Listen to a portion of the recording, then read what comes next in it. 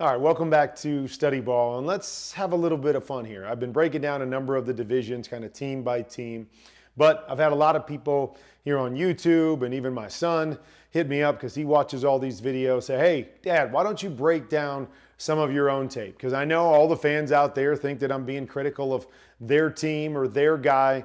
Bottom line is I'm just trying to analyze it and give you guys a sense of what I think a quarterback should be doing on a particular play, what they do well, maybe where they struggle, things to pay attention to throughout the season. But you always have people say, well, why don't we show some of your games and some of your struggles and show what you did and how you played? And I have no problem doing that. Nobody plays the game perfect, so there's always going to be things that we can point out and say, man, they did this well.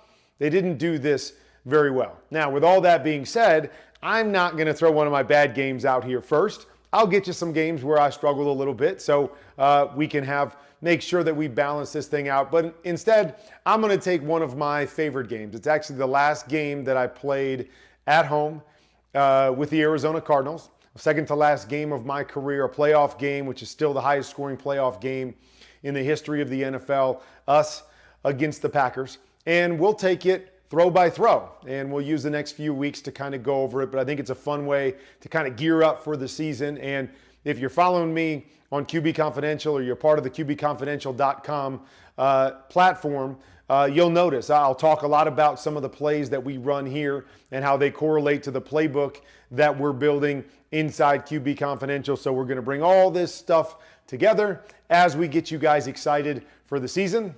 Let's dive into the tape. All right, so let's start with this play. It's a version of what we used to call knife. So for this, we would run a guy here down the middle of the field. We run the next guy kind of crossing here, and then normally we run the third guy on a little bit of an under. So if we're getting a middle open, which would mean safety's wide and the middle of the field is open, we're trying to attack this linebacker right here. If that linebacker goes deep, we replace with the shallow. Obviously, if he squeezes, we try to hit the one up over the top. Next level is if he goes deep and then this linebacker squeezes to the shallow, then we recover out here to the under. On this play, we knew we had thrown this quite a bit. So against the Packers, we were going to change it up a little bit. We were going to still run down the middle, still going to run our shallow, and then outside we have a running back out here. We were hoping to get a matchup with a linebacker to the outside.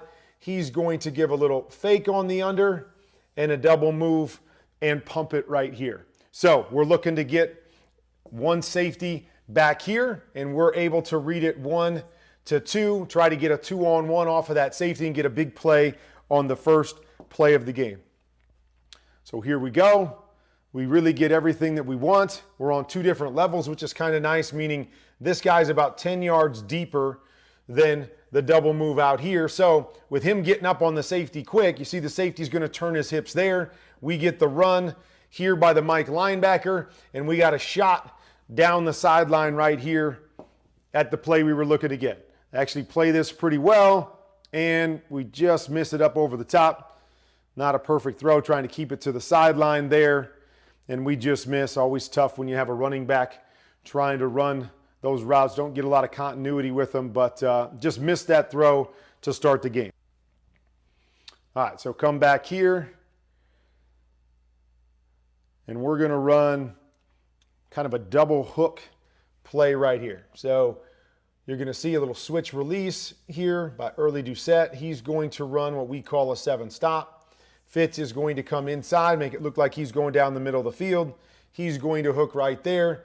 And then Jeremy Urban going to settle off of this and go to the flat. So what we're looking for in this particular play is we're really looking at the corner right here. If I get a corner off look, so anytime he's playing soft in the deep area of the field, we feel like we're going to get a chance to throw that hook to the flat off of this defender right here. If they happen to roll to that side, so they roll down underneath, they've got somebody to cover the flat, somebody to cover the hook, safety up over the top, then we're going to work back to the inside and try to get Larry one-on-one with that single defender that's to the inside here. On the backside, we're running a dig route here, Steve Breston. So too high look with our back, getting out here and checking down. Could always go back to this side. So if they did roll to that direction, we would probably go back here and high-low this defender right there, and then could work to Larry Fitzgerald if for some reason that backer pushed to the dig. But you'll notice, felt like the corner was off here, even though the safety is getting back here. A lot of people might say, well, that's a too high shell. It could be, but really, again, all I'm looking at is that guy right there. If this guy's off and playing to the outside, I feel like I have an isolation on that defender that is behind early Doucette in this particular case. And now I'm simply reading high-low. You see how he gets tucked inside, and that defender, for some reason, chases Larry Fitzgerald. They drop my flat out here to Jeremy Urban, and it becomes an easy read. Kick it out there, go get ourselves a first down.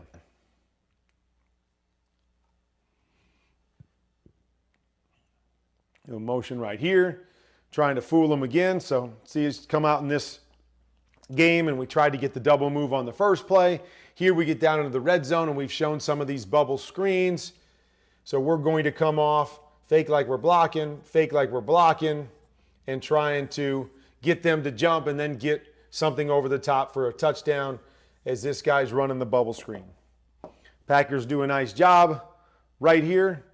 Give a little pump fake, trying to get them to bite.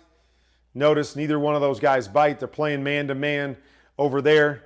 Had to quick recover, get it back to your bubble screen if I'm a little bit more on time, or if we just call the bubble screen right off the bat, it's probably a walk-in touchdown if I get this out in front of him.